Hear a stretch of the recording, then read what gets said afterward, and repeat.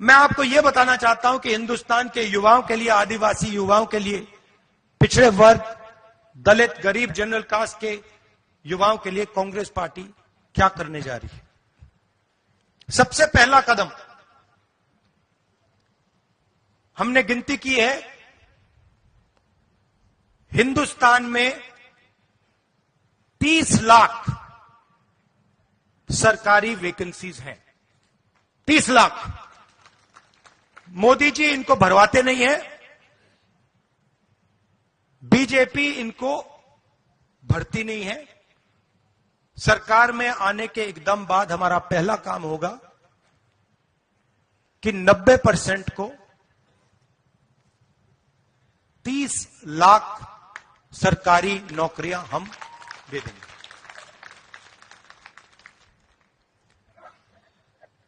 दूसरा ऐतिहासिक काम, हम मनरेगा प्रोग्राम लाए थे, रोजगार का अधिकार। लाखों लोगों को फायदा हुआ, अधिकार दिया हमने। वैसे ही हम हिंदुस्तान के युवाओं को, सब युवाओं को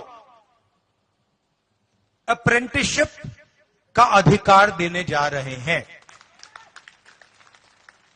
और यह अधिकार हर ग्रेजुएट, हर डिप्लोमा होल्डर को मिलेगा। अधिकार क्या है कि कॉलेज, यूनिवर्सिटी, डिप्लोमा के एकदम बाद 1 साल के लिए हर ग्रेजुएट को प्राइवेट कंपनी में, सरकारी ऑफिस में 1 साल की अप्रेंटिसशिप दी जाएगी और 1 लाख रुपए उसे 1 साल में दिया जाएगा। और यह हर ग्रेजुएट के लिए किया जा रहा है। ये जो लाखों लोग कह रहे हैं कि हम बेरोजगार हैं, कॉलेज के एकदम बाद अगले दिन इनको अप्रेंटिसशिप मिल जाएगी और यह अधिकार होगा। यह ऐसे नहीं होगा कि भैया हमें देना है तो देंगे, नहीं देना तो नहीं देंगे। यह मनरेगा जैसा अधिकार होगा, कानूनी अधिकार अप्रेंटिसशिप का आपको दे रहे हैं। इससे देश में करोड़ों युवाओं को फायदा होगा, ट्रेनिंग मिलेगी और पहला साल का, एक प्रकार से पहले साल का रोजगार मिलेगा। भारत जोड़ो यात्रा में बहुत सारे युवा आए, कहते हैं राहुल जी हमने एग्जाम की तैयारी की, हम गरीब हैं, 3-4 महीने हमने मतलब रात दिन कर दिए, एक कर दिए। एग्जाम के दिन पता लगता है 5% वालों के टेलीफोन पे पेपर लीक। हम ईमानदारी से काम करते हैं और जिनके पास धन है पेपर चुरा लेते हैं और फिर उसके बाद हमें कहा जाता है कि देखिए पेपर लीक हो गया तो आपको अब नौकरी नहीं मिलेगी। पुलिस की भर्ती में होता है, पटवारी, सब भर्तियों में होता है।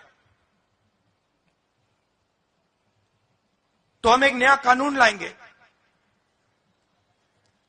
पेपर लीक के खिलाफ एक कानून, जिसमें हम एग्जाम दिलवाने का तरीका स्टैंडर्डाइज कर देंगे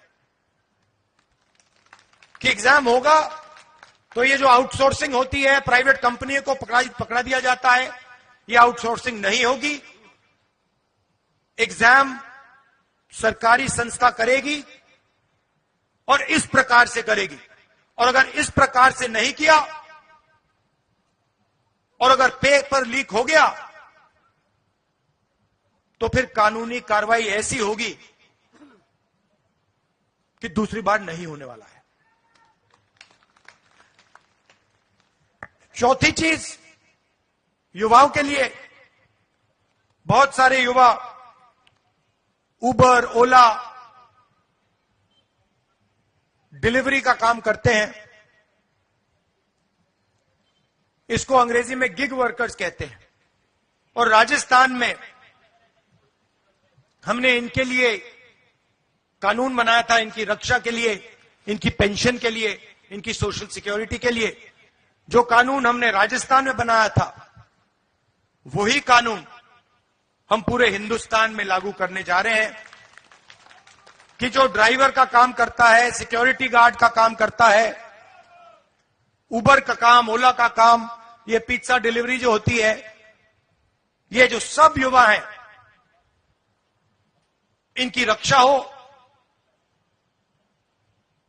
इनका एक प्रकार से पेंशन हो, सोशल सिक्योरिटी हो, और इनको एक दिन में सड़क पे ना करा जा सके। तो इसके लिए हम एक हिंदुस्तान में एक कानून बना रहे हैं। और पांचवी चीज, यह भी ऐतिहासिक चीज, नरेंद्र मोदी जी ने स्टार्टअप इंडिया किया, स्टैंड अप इंडिया किया, मेक इन इंडिया किया, कोई फर्क नहीं पड़ा। वो सारा का सारा 2-3 अरबपति उठा के ले गए। नरेंद्र मोदी जी की मार्केटिंग जरूर कर दी, टीवी पे उनका चेहरा जरूर दिखा दिया, मगर जो युवा हैं उनको ना स्टार्टअप मिला, ना मेक इन इंडिया मिला। तो हमने 5,000 करोड़ रुपए स्टार्टअप्स के लिए एक फंड बनाया है,